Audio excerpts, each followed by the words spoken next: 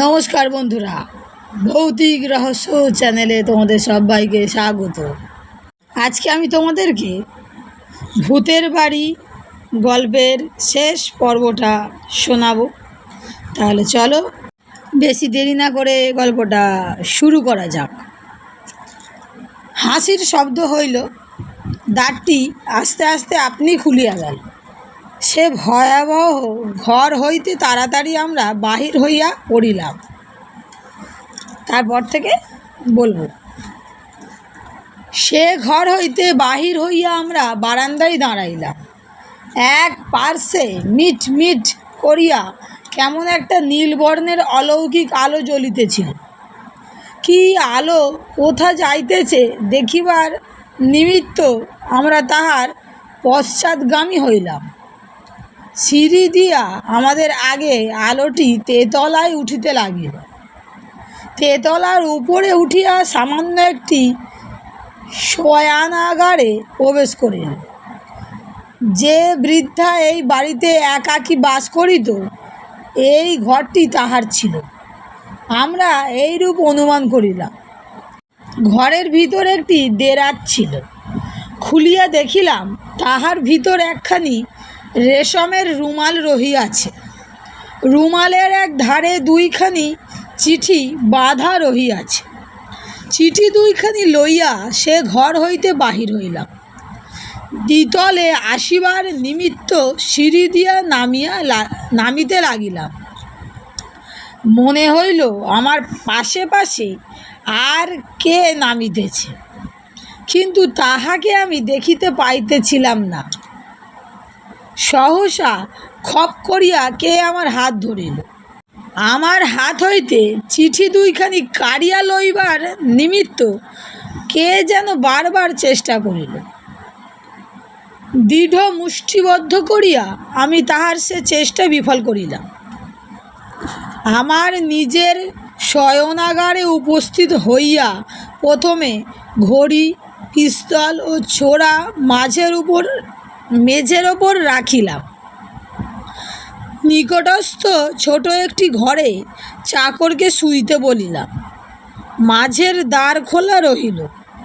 কুকুর ঘোরতর ভয়ে ভীত হইয়া ঘরের কোণে গিয়া আশ্রয় লইল। মাঝে মাঝে ত্রাসজনিত বিকট রোদনের ন্যায় শব্দ করিতে লাগিল। যে পত্র দুইখানি উপর হইতে আনিয়াছিলাম, এক্ষণে তাহা পড়িতে লাগিলাম।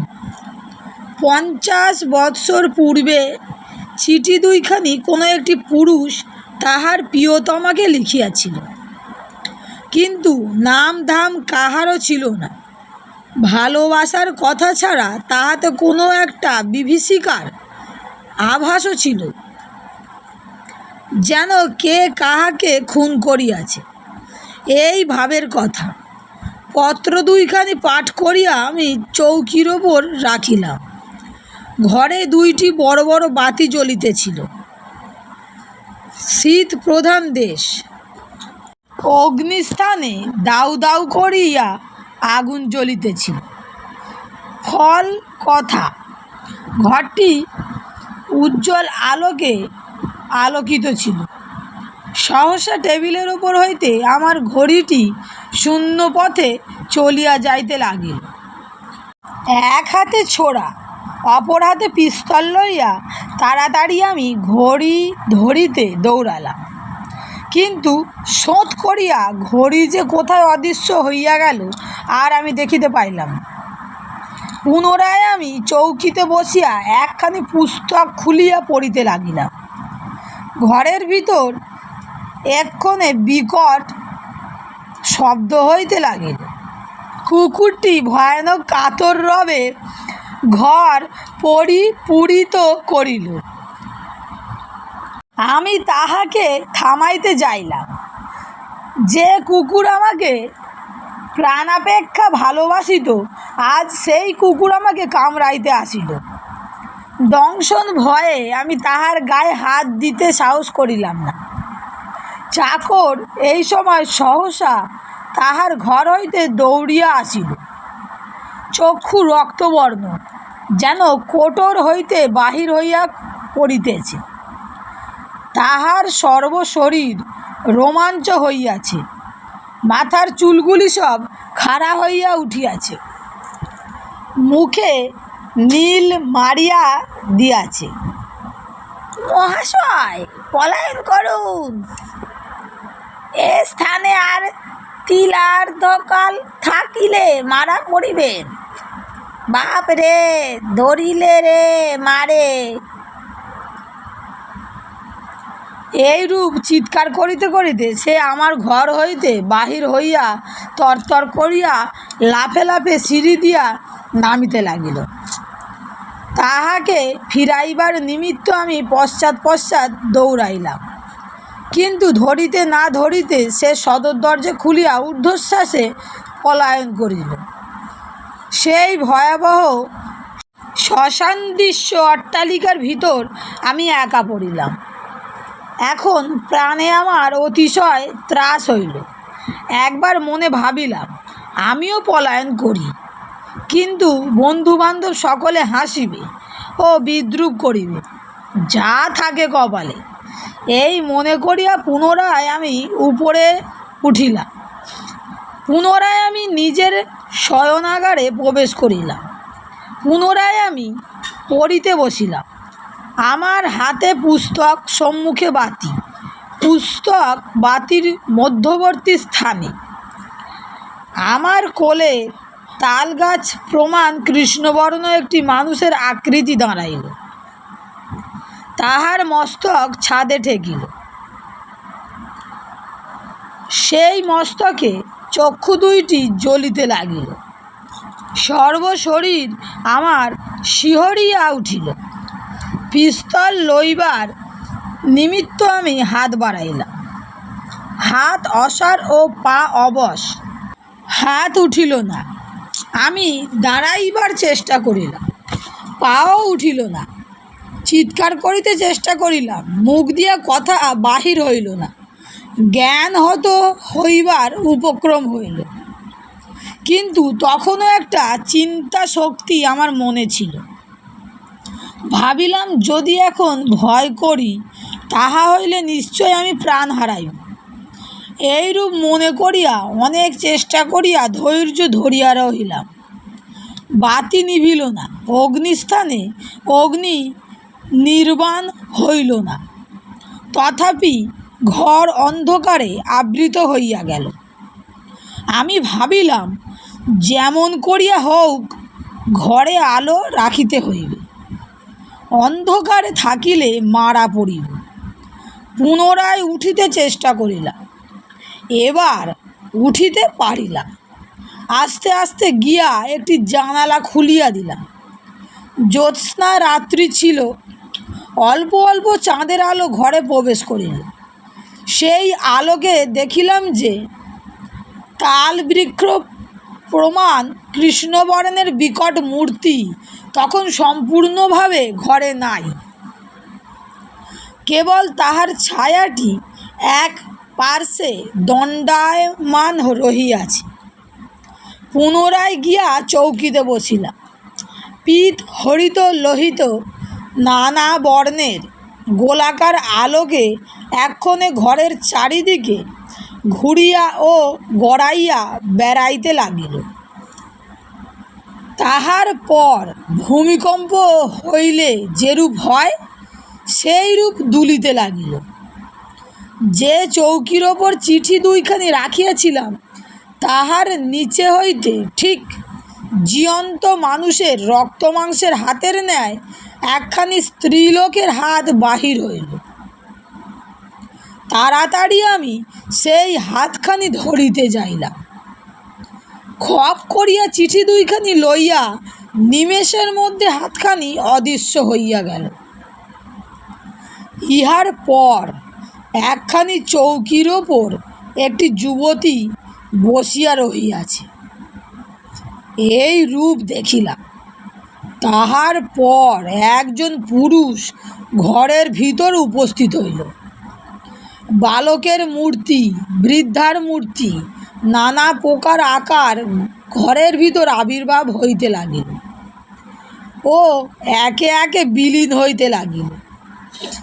তাহা ব্যতীত আরও যে কত ভয়াবহ ঘটনা সংঘটিত হইল সে সকল বর্ণনা করিবার আর স্থান নাই। মাঝে মাঝে গলা টিপিয়া আমাকে মারিয়া ফেলিবার জন্য কে যেন চেষ্টা করিতে লাগিল। আমার ঘাড় ভাঙিয়া দিবার জন্য মাঝে মাঝে ঘাড়ে হাতও আসিতে লাগিল। সাহসে ভয় করিয়া আমি বারবার সেই ভৌতিক হাত ঝাড়িয়া ফেলিতে লাগিলাম। সে রাত্রিতে আমি যে কি করিয়া প্রাণে বাঁচিলাম তাহাই আশ্চর্য কথা। উপরে যাহা লিখিত হইল তাহা টম সাহেবের বিবরণ। প্রভাত হইলে এই সমুদয় উপদ্রব থামিল। টম সাহেব তখন এক প্রকার নির্জীব হইয়া পড়িয়াছিলেন। যাহা হোক, সে বাড়ি হইতে কি করিয়া পালাইবেন এক্ষণে সেই চেষ্টা করিতে লাগিলেন। কোনো রূপে উঠিয়া কুকুরকে ডাকিলেন। কুকুর তাহার নিকটে আসিল না। কাছে গিয়া দেখিলেন যে কুকুরটির গলদেশে ভগ্ন হইয়া গিয়াছে, কুকুর মরিয়া গিয়াছে। টম সাহেবের চাকর সেই দিন অবধি বায়ুগ্রস্ত হইল। ইংল্যান্ড পরিত্যাগ করিয়া সে অস্ট্রেলিয়া দ্বীপে পলায়ন করিল। বাড়িওয়ালার নিকট গিয়া টম সাহেব চাবি ফিরাইয়া দিলেন আর বলিলেন, ভূত দেখিতে আর আমার ইচ্ছা নাই, যথেষ্ট হইয়াছে, স্বাদ বিলক্ষণ মিটিয়াছে। বাড়িওয়ালা সকল কথা শুনিয়া বলিলেন, মহাশয়, আপনার মতো সাহসী পুরুষ পৃথিবীতে অতি বিরল। আপনার যে প্রাণ রক্ষা হইয়াছে তাহাই পরম লাভ। তাহার পর চিঠি দুইখানির কথা শুনিয়া আরও বলিলেন, এতদিন ওই বাড়িতে যে বৃদ্ধা বাস করিতেছিল, পত্র দুইখানি বোধহয় তাহার স্বামীর। আমার খুড়া মহাশয়ের জীবনকালে সে ব্যক্তি একবার ওই বাড়ি ভাড়া লইয়াছিল। বৃদ্ধার স্বামী অতিশয় পাষণ্ড ছিল। বৃদ্ধার ভ্রাতা ও ভ্রাতুষ্পুত্রকে টাকার লোভে সে বধ করিয়াছে। দিন কতক এইরূপ জনরব শুনিয়াছিল। যা হোক, ওই বৃদ্ধা ব্যতীত সে বাড়িতে এ পর্যন্ত আর কেউ বাস করিতে পারে নাই। বৃদ্ধার মৃত্যুও সেদিন অকস্মাৎ ঘটিয়াছে।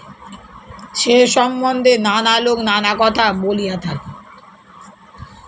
সেই অবধি এমন একটি লোক পাই না যে সাহস করিয়া বাড়ির ভিতর প্রবেশ করে। বাড়িটি দেখিতেছি, আগাগোড়া ভাঙিয়া ফেলিতে হইবে। টম সাহেব উত্তর করিলেন, বাড়িটি আগাগোড়া না ভাঙিয়া একটি কর্ম করিলে হয়। যে ঘরে আমরা বন্ধ হইয়া গিয়াছিলাম সে ঘরে বিকট গন্ধ বাহির হইয়াছিল। কেবল সেই ঘরটি প্রথম ভাঙিয়া দেখিলে হয়। বাড়িওয়ালা তাহাই করিলেন। সেই ঘরের মাটির নিম্ন হইতে নানা রূপ অদ্ভুত দ্রব্য বাহির হইল। তাহা কি সে কথা বলিবার আর স্থান নাই, আবশ্যকতাও নাই। বাড়িওয়ালা সেই সমুদয় দ্রব্য পোড়াইয়া ফেলিলেন। সেই দিন হইতে ভূতের উপদ্রব থামিয়া গেল। বন্ধুরা, গল্পটি এই পর্যন্তই। আবার নতুন কোনো গল্প নিয়ে ফিরছি। আর গল্পটি তোমাদের কেমন লেগেছে অবশ্যই তো আমাকে কমেন্টে জানাতে হবে। আর ভালো লেগে থাকলে বন্ধুদের সঙ্গে শেয়ার করতে হবে। আর আমার চ্যানেলটিকে সাবস্ক্রাইব করে লাইক করে আমার পাশে থাকতে হবে, যাতে আরও নতুন নতুন গল্প আমি বানাতে পারি। আজকের মতো তাহলে বন্ধুরা, বিদায়।